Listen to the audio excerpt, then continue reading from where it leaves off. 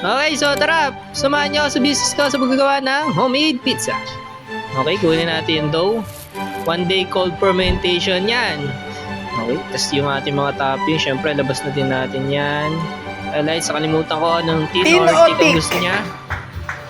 Oh, tick daw ang gusto. So tara. Lagay lang natin yung harina para hindi dumikit yung dough. Okay, bilugin natin.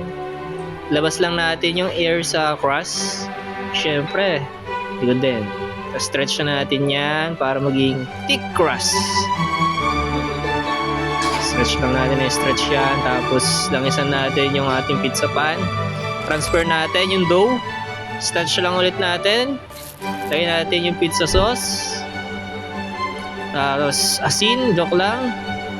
Cheese pala. Tapos mushroom, ham, tapos yung pepperoni natin. So ito na yun, no? Lagay na natin yan sa oven, no? 15 minutes sa oven. Tapos nalimutan ko ng videohan, kaya ayan na yun. Tapos serve na natin yan, syempre, sa ating customer. Thank you, boss. Oh, din daw eh.